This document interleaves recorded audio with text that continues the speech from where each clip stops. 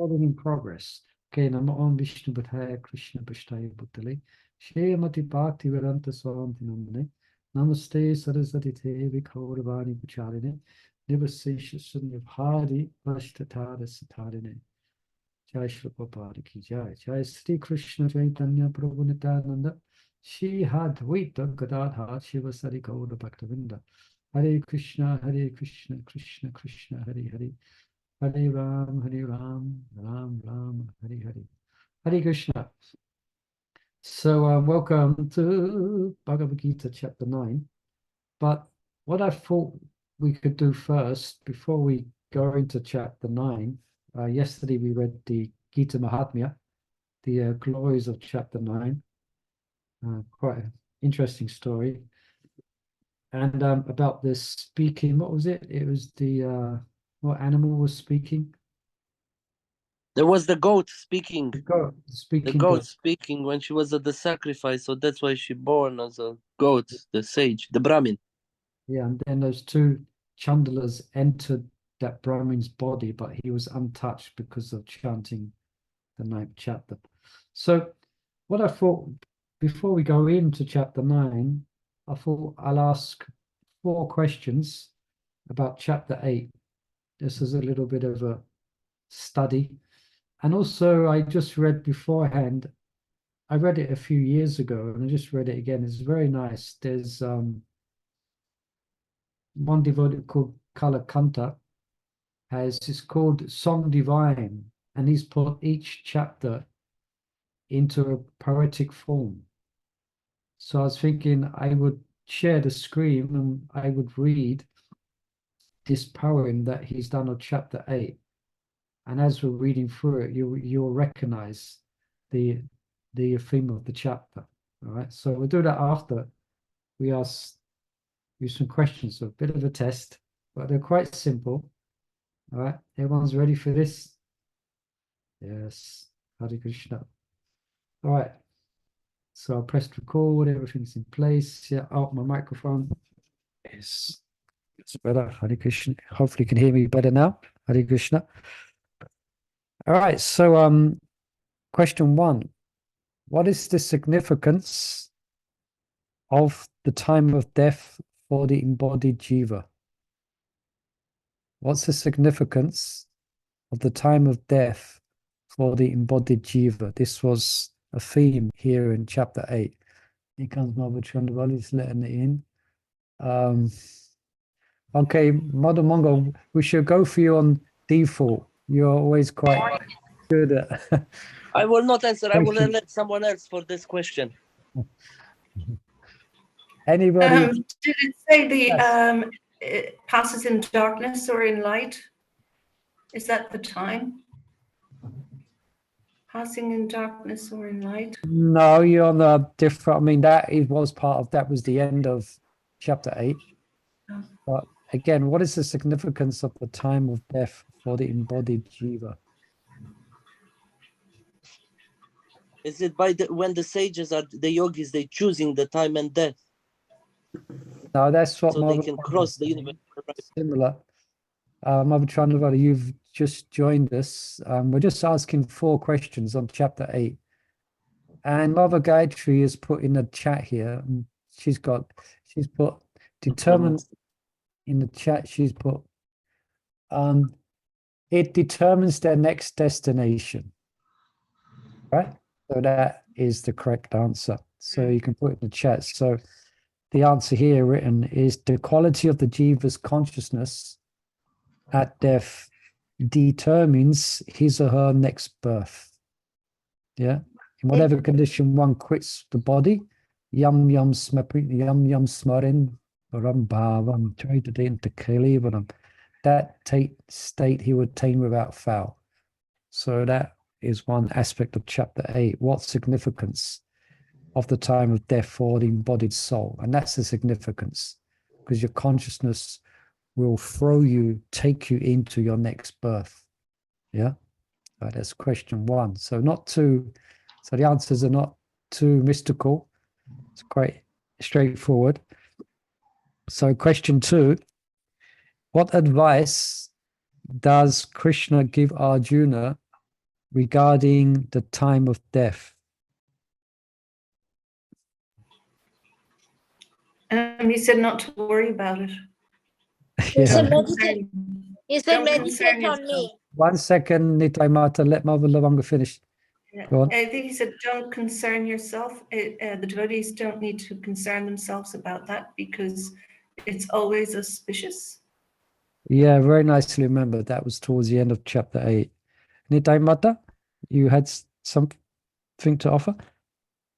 Yeah, I was just saying, because we are always meditating on the Lord. Yeah, I mean, you're right. But I mean, these are not my questions. These are questions which is part of the Veda base, is study questions. So what advice does Krishna give Arjuna regarding the time of death? So yeah, that's correct what Mother Lavanga said. But another answer found in the 8th chapter is Krishna tells Arjuna that one who leaves the body, remembering him, attains his abode. Remember that? Yeah. Who thinks of me alone. Yeah. Yeah, you got the verse. Because the quality of one's consciousness at death is influenced by one's consciousness and activities during his life, Krishna instructs Arjuna to practice remembering him while performing his prescribed duties. We mentioned that yesterday, isn't it? It comes up twice in chapter 8. By such remembrance, one is sure to achieve the planet of the divine. So the Krishna is advising Arjuna to practice. Yeah, because most of our life is going to be spent working, isn't it? A lot of time. So therefore, we make use of that time as well. So while we're working, toiling in this world, we endeavor to think of Krishna. All right. That's question 2. So question 3, according to Krishna, how should we meditate on him? That was a question asked by Arjuna. How should we meditate upon you? Having established we should meditate on Krishna, how specifically? And then Krishna answers. His pastimes and activities. No, come down to earth a bit more.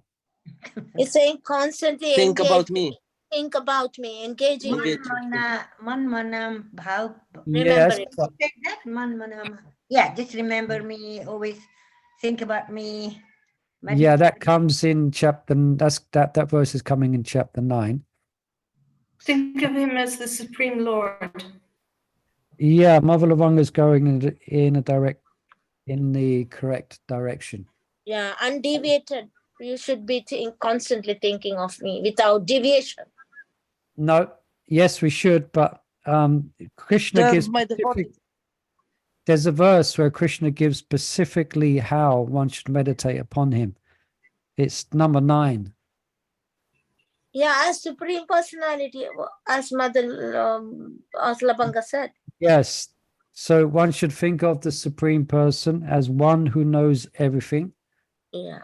Yeah. Who is the oldest, who is the controller, who is smaller than the smallest, who is a maintainer of everything, who is beyond the material conception, who is inconceivable, and who is always a person. He's luminous like the sun, beyond this material nature, transcendental. Right. So there's a lot to think about. But that's Krishna's answer to Arjuna's question. Oh, how shall I think of you then? So then he explains. Yeah. So he's basically delineating the Supreme Person. All right. That's 8, 9. Now, question 4, final question. What is the nature of the spiritual world and how is it attained according to chapter 8? What is the nature of the spiritual world? Just mentioned. When one gets there, he never returns from there.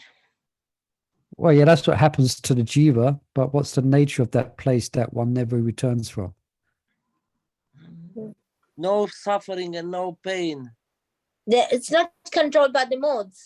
And Yeah, by the no modes. suffering and no pain because it's not controlled by the modes because it is, Because our senses are engaged in Krishna's service.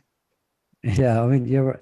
I guess there's a specific direction the answer is in. So, what is the nature of the spiritual world? Remember, Eternal nature.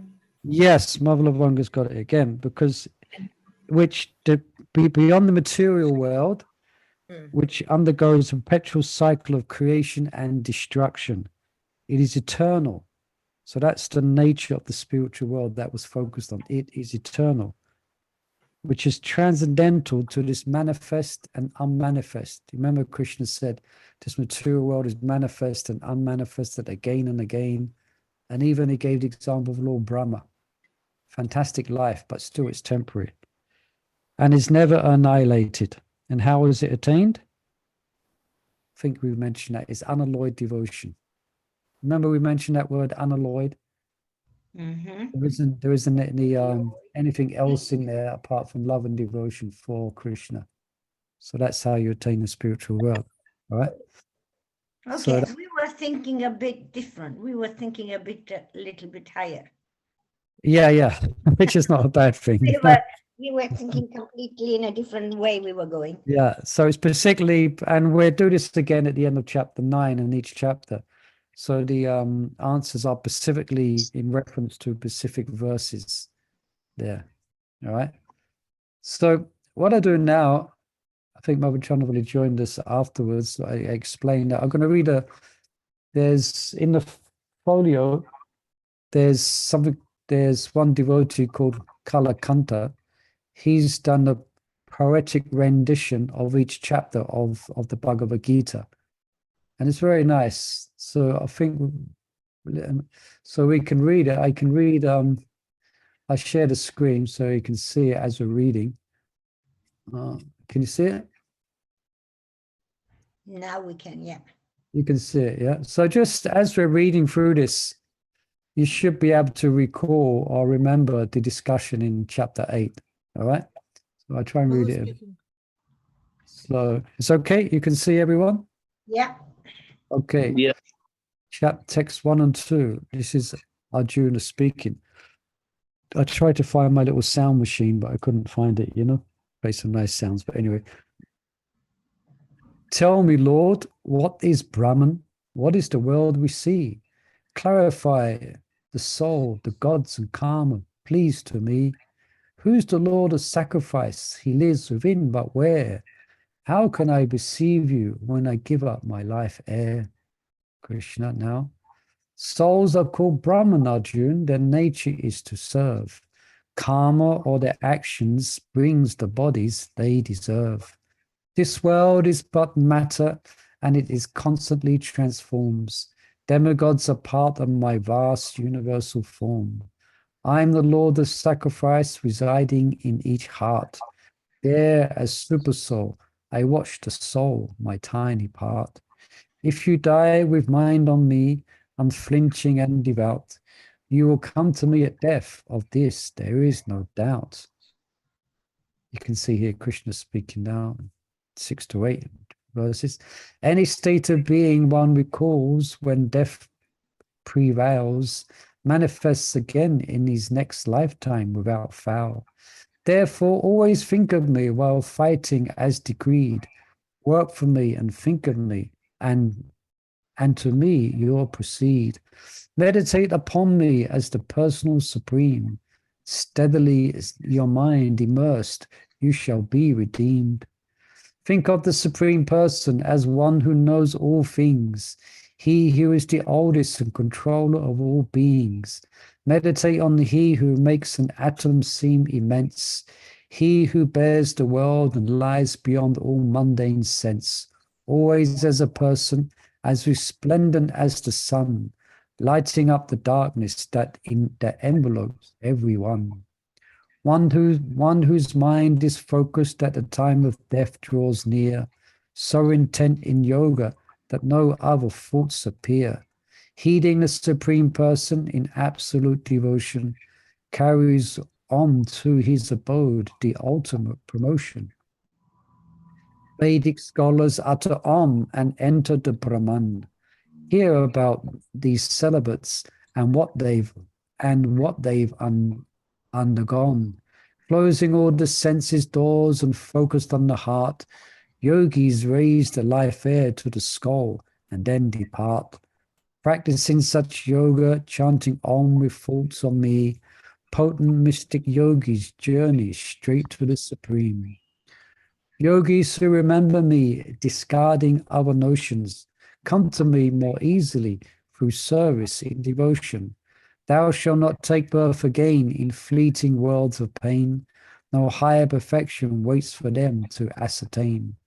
Birth and death rule every world, but they of gods and be they of gods or men. Come instead to my abode, you'll not take birth again. Brahma's day in human years exceeds 4,000 million. Brahma's life in human years exceeds 300 trillion. At his dawn, all souls obtain the body to possess. At his dusk, all souls again become unmanifest. All embodied souls appear with every breaking dawn. Once again at dusk, all souls are helplessly withdrawn. Spiritual reality transcends this wheel of pain. Where this world exists no more, the spiritual realm remains. From that realm I permeate and hold the whole creation. Come there just by serving me with utter dedication. Sages call that destination flawless and complete. Reaching my supreme abode, you never shall retreat. Mystic yogis leave this world by choice and not by fate. Certain times are good to leave and others good to wait. One may die, the Vedas say, in times of light or black. Death in light means no birth. In dark, one must come back. Those who know the absolute depart when fire comes forth. In the day, in waxing moon, and when the sun moves north. Yogis who depart in smoke at night with waning moon, or when the sun is in the south, returns to earth quite soon. So devotees know these paths. Their first priority is to stay absorbed in pure devotion unto me.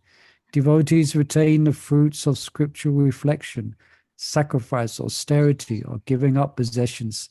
Benefits of pious deeds are never lost to them. More than this, they reach me and do not take birth again. Hare Krishna. It's quite nice, isn't it? Yeah.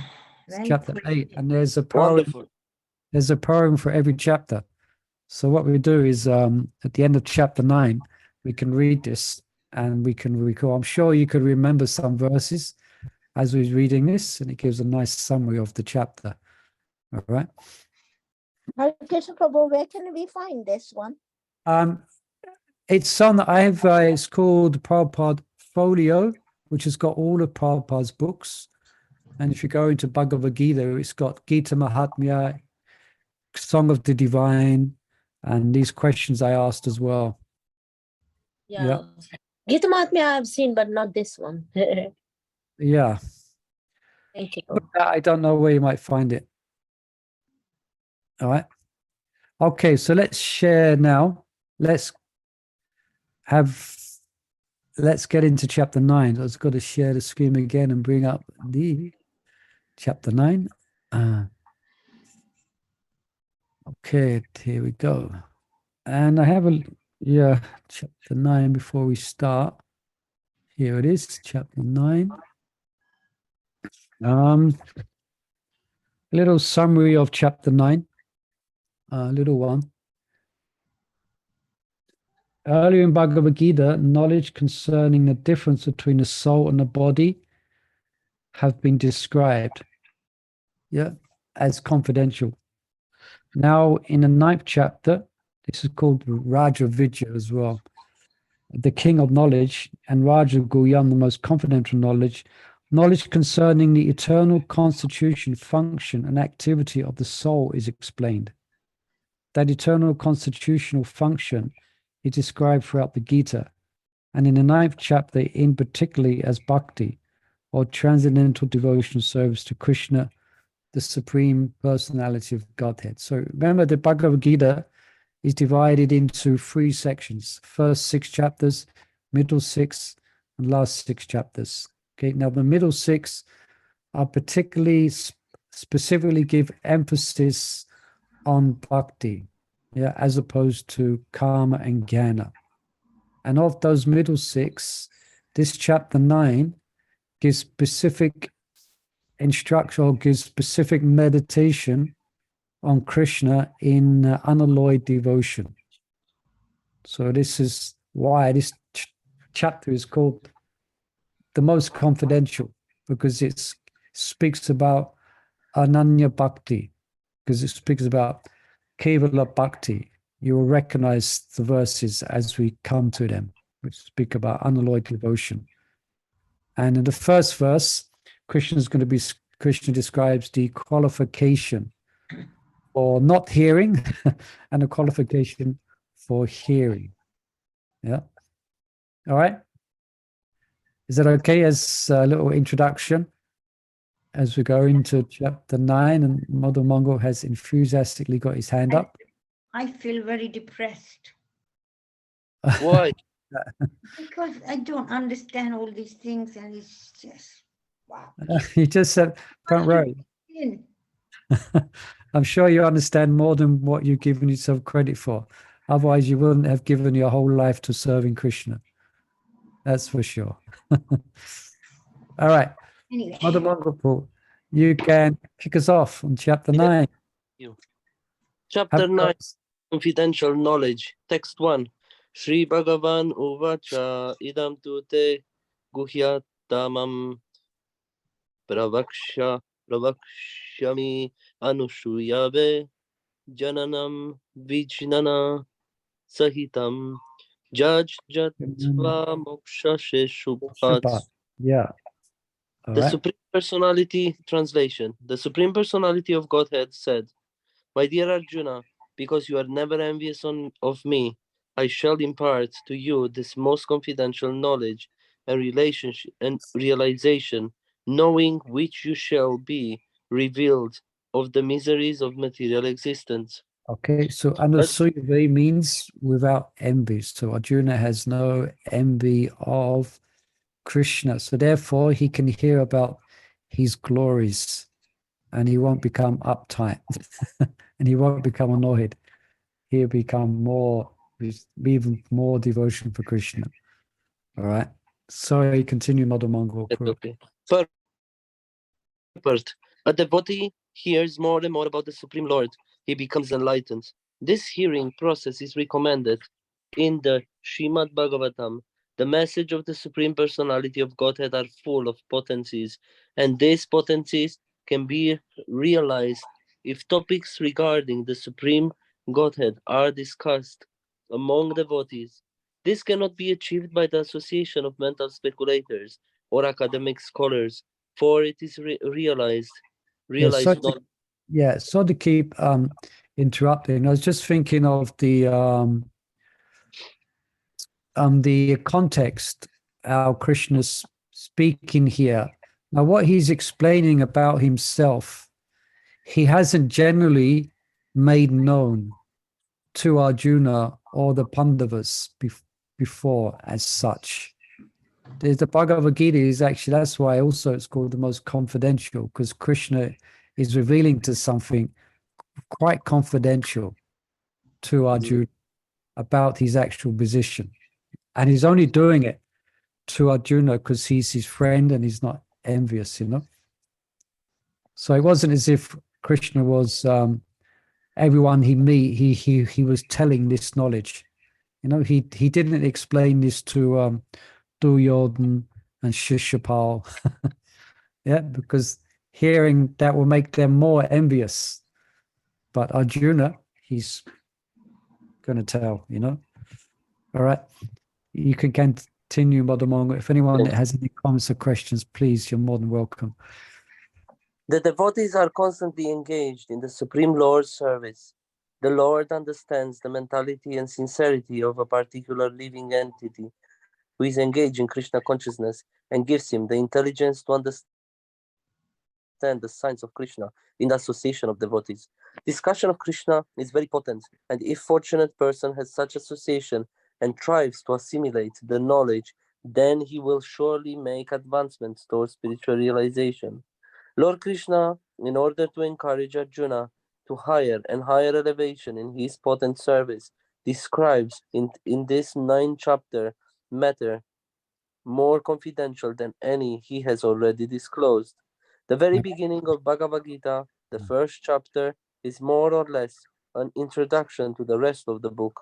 And in the 2nd and 3rd chapter, the spiritual knowledge described is called confidential.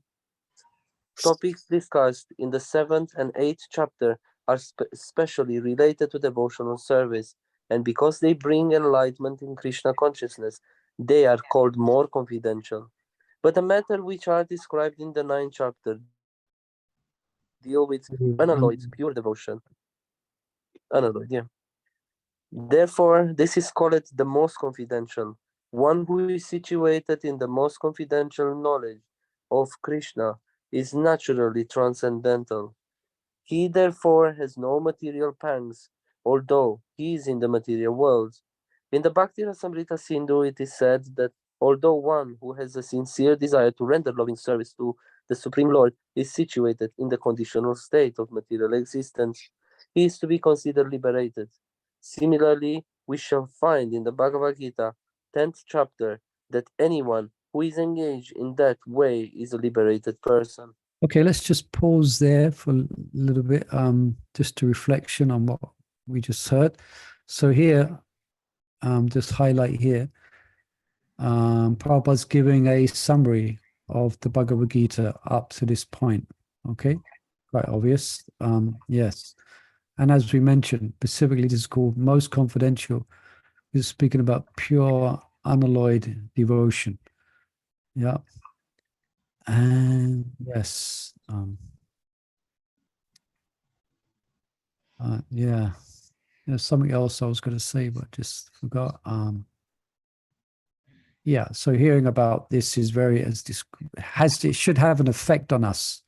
This is the idea that as we hear about Krishna, it should have an effect. And specifically here, in order to encourage Arjuna to higher and higher elevation in his potent service.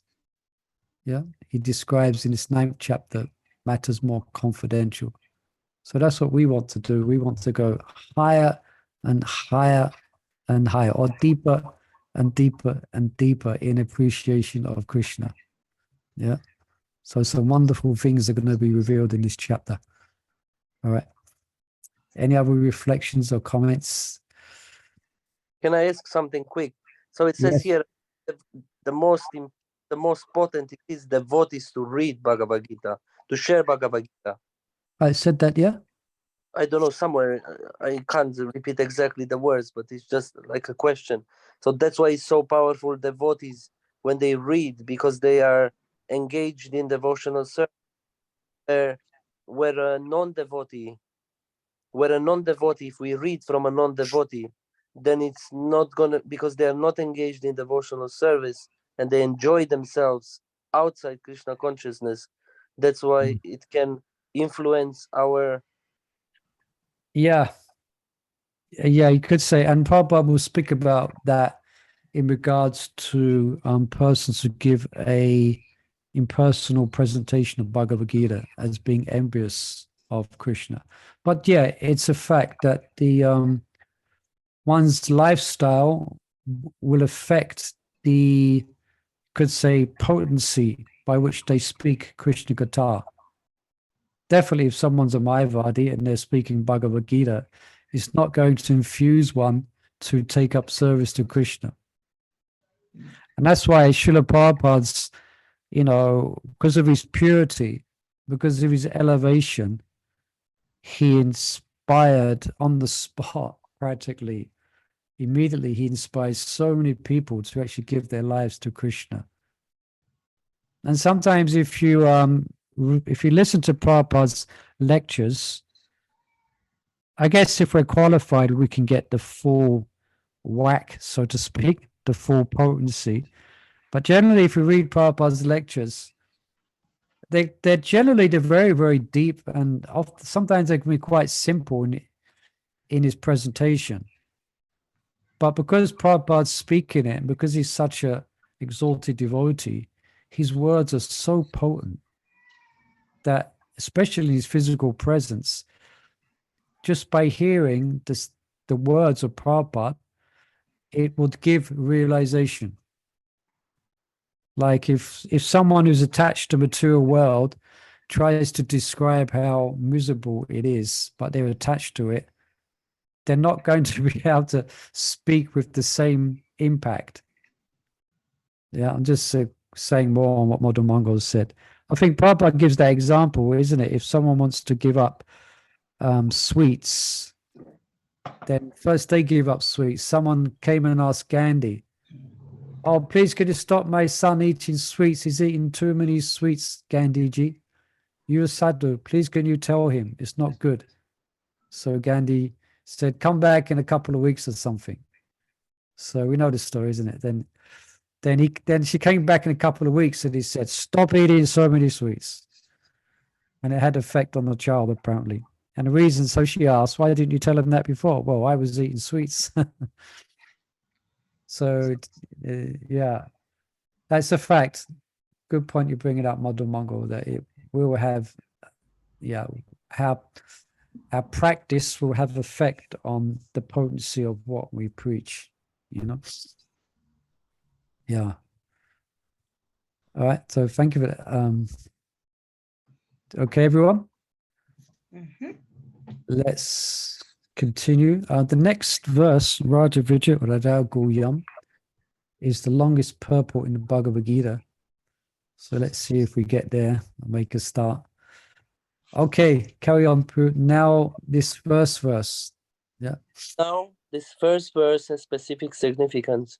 The word idam, janam, this knowledge, refer to pure devotional service, which consists of 9 different activities: hearing, chanting, remembering, serving, worshipping, praying, obeying, maintaining friendship, and surrendering everything. By the Yeah. practice of these 9 elements of devotional service, one is elevated to the spiritual consciousness. Sorry to jump in again, just because I was reading some commentaries on this verse before we began, and I think Vishwanath, he highlights the point that Ganam here is not Gani, it's pure devotion. Ganam to Yed to Gatamam. So that's what Prabhupada is bringing out here. This Ganam means the angas of pure devotion. Sorry, carry on, Mother Mongol. When one's heart is thus cleansed. When one heart is thus cleared of material contamination, one can understand the science of Krishna. Simply, to understand that a living entity is not material is not sufficient. That may be the beginning of spiritual realization, but one should recognize the difference between activities of the body and the spiritual activities of the one who understands that he is not the body. Yes. In the 7th, should I stop? No, it's okay. Come. In the 7th chapter, we have already discussed the opulent potency of the Supreme Personality of Godhead, his different energies, the inferior and superior nature, and all these material manifestations. Now in chapter 9, the glories of the Lord will be delineated. Yeah, those verses were Bhumi Apanalovayo Kamam Manaboda Evacha. So he speaks about the external energy, earth, water, fire, air, and ether. Then he says that beyond this, aparayam mitastanyam prakriti vidimeparam. There's the jiva. So there's the external energy, mind, ether, air, fire, then there's a jiva. So that was given in chapter 7. Now more is going to be said. It's more in direct relationship to the glories of Krishna. So continue, Mother Mongol. The Sanskrit word anashuyave in this verse is also very significant. Generally, the commentators, even if they are highly scholars, are all envious of Krishna, the Supreme Personality of Godhead. Even the most erudite scholars write on Bhagavad Gita very inaccurately. Because they are envious of Krishna, their commentaries are useless. The commentaries given by devotees of the Lord are bona fide. No one can explain Bhagavad Gita or give perfect knowledge of Krishna if he is envious. He who criticizes the character of Krishna without knowing him is a fool. So such commentaries should be very carefully avoided. For one who understands that Krishna is the Supreme Personality of Godhead, the pure and transcendental personality, this chapter will be a very beneficial. Nice. Wow. Yeah, so much here, isn't there? Yeah, so Prabhupada's speaking quite strongly. I suppose I remember there's one book, I think I mentioned this book before, it's called The Bhaktivedanta Purpose. It's by Shivaram Swami Maharaj.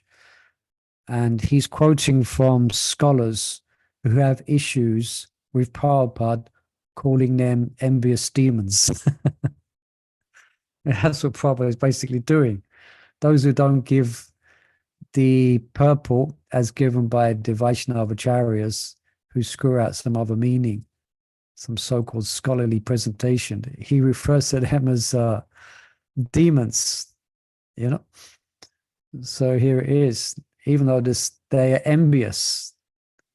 Yeah, so Prabhupada's speaking quite strongly, and it's fact. And again, there's from Chaitanya Charan, he gives an interesting insight here. But before I do that, I'll ask for any questions or comments here on this first verse of chapter 9. It's so Chaitanya Charan, he's focusing, he's asking the question, why is the Gita's knowledge given to the non-envious? Or why is it not given to one who's envious? And just to summarize a bit here, he's saying that Krishna isn't denying him access. It's just like someone who closes his eyes cannot see the sun. Yeah, but if they open their eyes, they can see the sun. Here, Alex, perhaps a reading might make it a bit easier.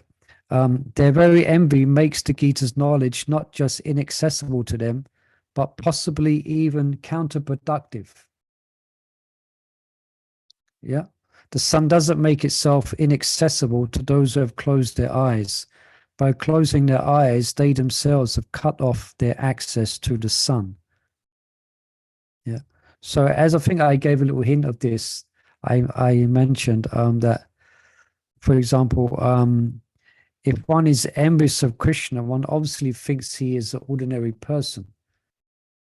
And so as one hears about him, they begin to become more envious. So that's counterproductive.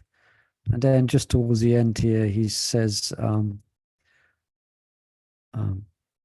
if, however, they see themselves as competitors to such a divinity, or if they wish themselves to be the greatest and the best, if they resent the very idea of anyone being so great to put them out the competition, they will not find the glories of Krishna palatable. To the contrary, they may well find such glories highly unpalatable. So I'll ask you a Srimad Bhagavatam question again. What pastime illustrates this? There's a pastime that illustrates someone who heard the glories of Krishna found it very unpalatable.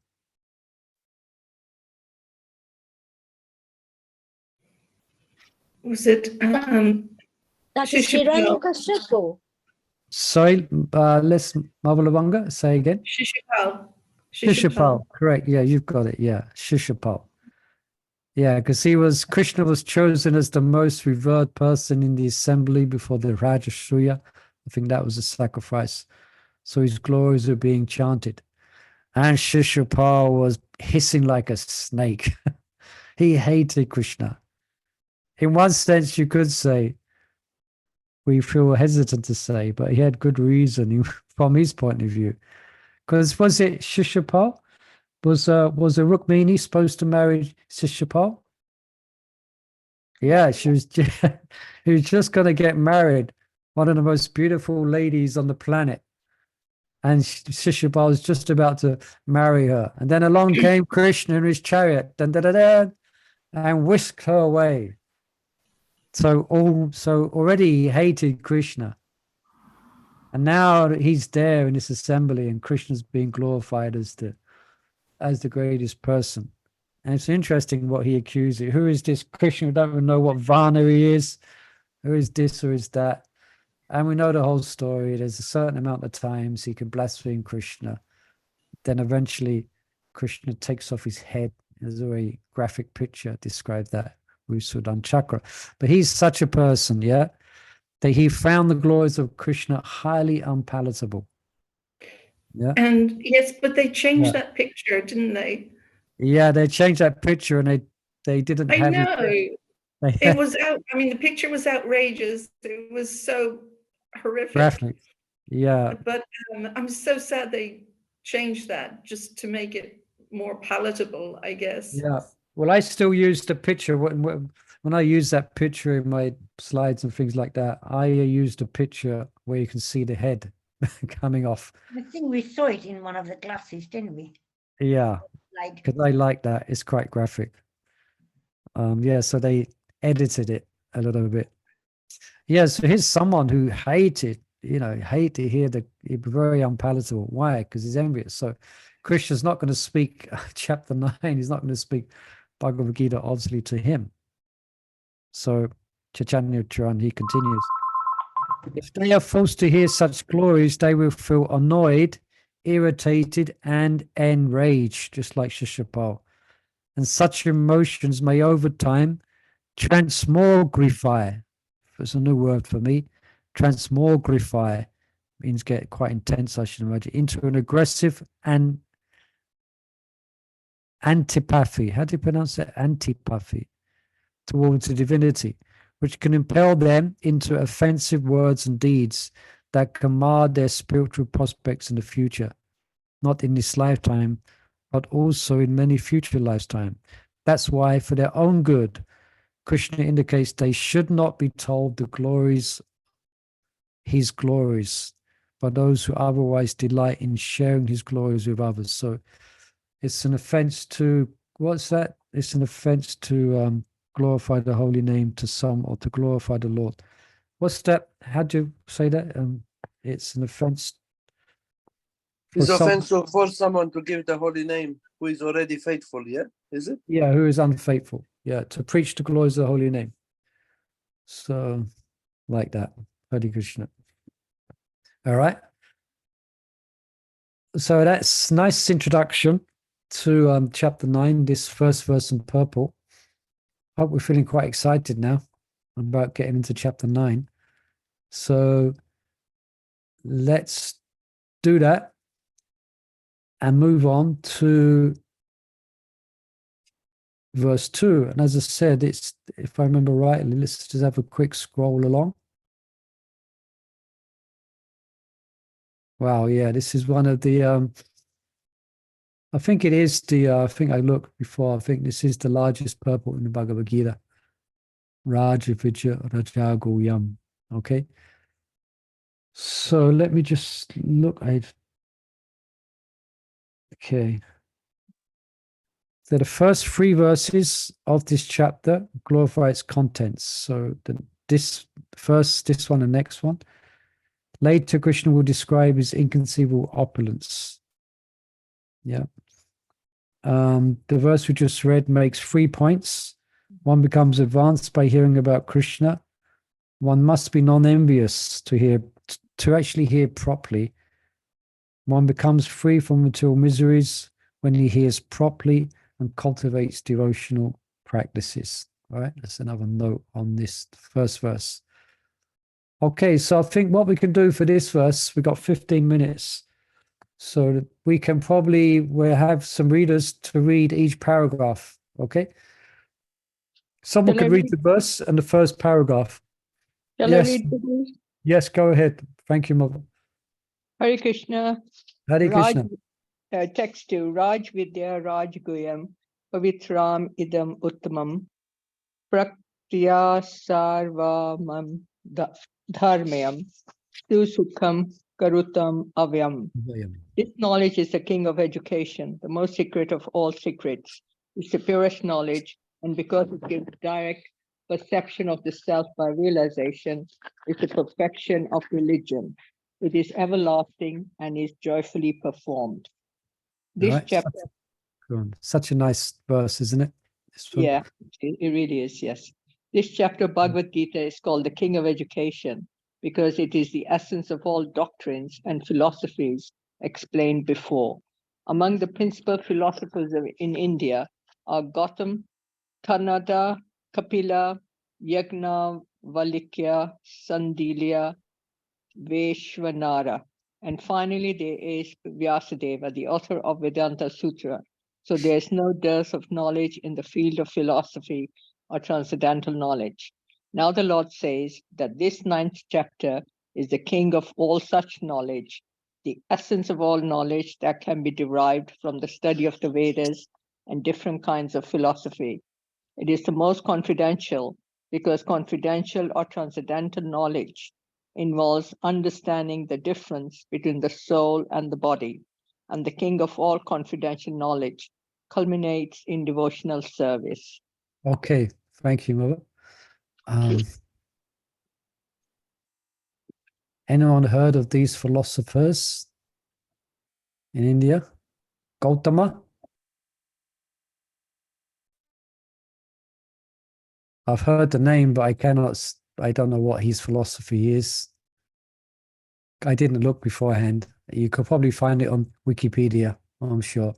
Kanada, Kapila. Has anyone heard of Kapila?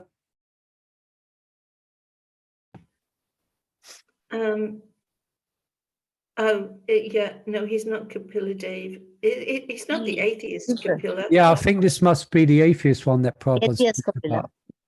Yeah, otherwise he wouldn't be included in this list. No, also Vyasadeva is here. Yeah, Yagnavalkya, Sandilya, Vaishnav. Yeah, actually, the amount of darshans, it's called, the amount of commentaries on the Vedas and the different schools of thought, it's unlimited. There's so many compared to the West.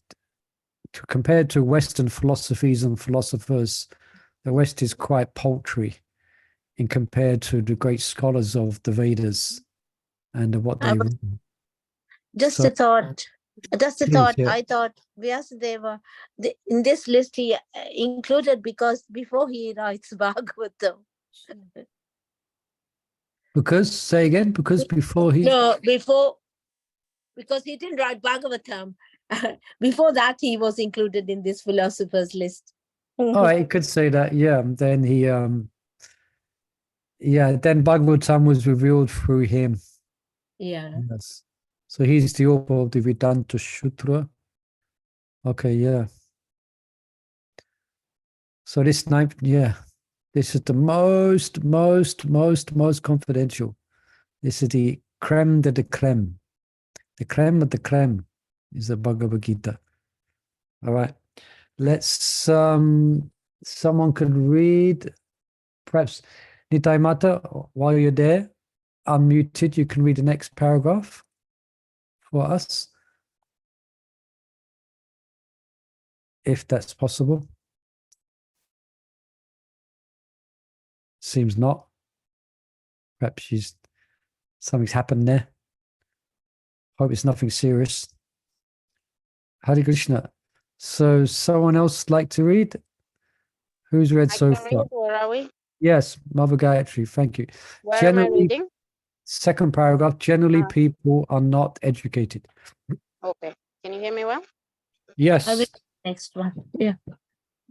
Generally, people are not educated in this confidential knowledge. They are educated in external knowledge. As far as ordinary education is concerned, people are involved with so many departments: politics, sociology, physics, chemistry, mathematics, astronomy, engineering, etc. There are so many departments of knowledge all over the world and many huge universities. But there is unfortunately no university of educational institution or educational institution where the science of the spirit soul is instructed. Yet the soul is the most important part of the body. Without the presence of the soul, the body has no value. Still, people are placing great stress on the bodily necessities of life, not caring for the vital soul. Do I stop here? Yeah. Prab- as we know, those who listen to Prabhupada's lectures and etc., and his conversations, Prabhupada would often play on this logic. When he would go to a university, I was invited to an educational faculty, he would bring up this point. Where is your department for knowledge of the soul? And he would challenge all the students and teachers quite boldly. It's quite simple, but quite brilliant what Prabhupada is, quite simple logic. Of course, many people don't believe in the soul. Yeah. But just the potency of Prabhupada's presentation, they would have to think these things over. Yeah, it's the most important part. Yeah, there's no department actually, there's no educational institution. I guess ISKCON is perhaps one of the only educational institutions which is teaching about the science of the soul. Yeah. People are placing great stress on the bodily necessities of life. Yeah, that's why we have the body shop. I don't know, Mother Ludo, or those who are not in England, if you have body shop in your country. In our country, I don't know if they have it in Europe, but the body shop. The body shop. And it's quite successful. I think the name is quite catchy. It's quite short and it's quite easy to remember. So they did well in one sense, but it kind of says a lot. That's what it's all about in this material. It's all about the body. Anyway, we could go on and on about it, but the things people do to their body to become, to make it more attractive is actually horrifying, isn't it? The things they will do, the things they will take, the things they will eat to try and remain potent, to try and remain virile. And I won't go into describe it. It's quite disgusting, the things they will eat. Anyway, Hare Krishna. So this is not ordinary knowledge that is given here in Bhagavad Gita. Yes. If there's any comments upon that or anything one would like to add, otherwise we can have Mother Nitai Mata. You could read the next paragraph. Okay. Can you? Okay. I hope The Bhagavad Gita. The Bhagavad Gita, especially from the second chapter on, stresses the importance of the soul. In the very beginning, the Lord says that this body is perishable and that the soul is not perishable. Antavanta eme deha nityas yokata sarina. That is a confidential part of knowledge. Simply knowing that the spirit soul is different from the body and that its nature is immutable, indestructible, and eternal. Small letters, okay. But that gives no positive information about the soul. Sometimes people are under the impression that the soul is different from the body and that when the body is finished or one is liberated from the body, the soul remains in a void and becomes impersonal. But actually, that is not the fact. How can the soul, which is so active within this body, be inactive after being liberated from the body? It is always active. If it is eternal, then it is eternally active, and its activities in the spiritual kingdom are the most confidential part of spiritual knowledge. These activities of the spirit soul are therefore indicated here as constituting the king of all knowledge, the most confidential part of all knowledge.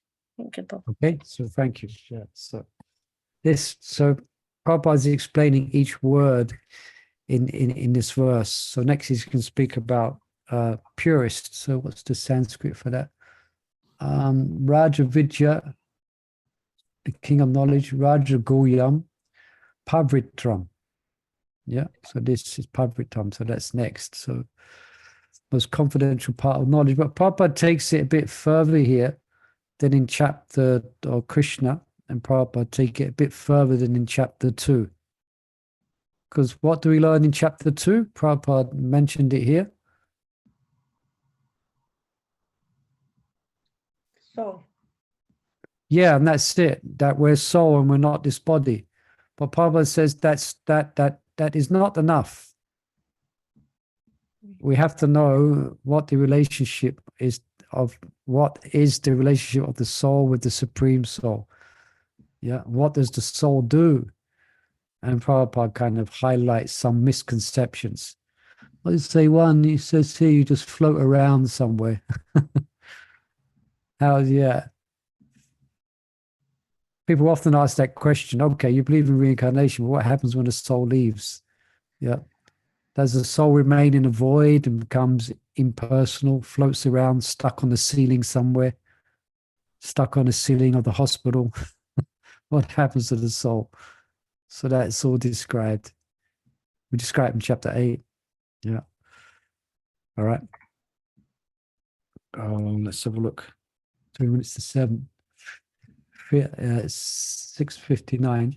Perhaps let's pause there, yeah? And we can continue this Pavitram Purest next Tuesday. It's okay, everyone? All right. So interesting, isn't it? Quite exciting going to chapter 9. And thank you, everyone, for joining. Hare Krishna, please join us tomorrow. We have, today's Wednesday, tomorrow's Thursday. We have Bhagavatamrita. If you have the time and you please join us. Okay? okay. Thank you, Prabhupada. Haribol, any other questions, comments? Just Yes, Krishna Haribol. Prabhu ki Hare jai. Krishna, Hare Gayatri Ki Jai. Jai. Okay. Panchakalpadruvesya Kripasinaveva Padinam Bhavnabhyam Vaishnavayam Namo Namaha. Haribol. Thank you, Prabhu. Hare Thank you. Bol. May you dream of Krishna. Jai. Jai. Jai.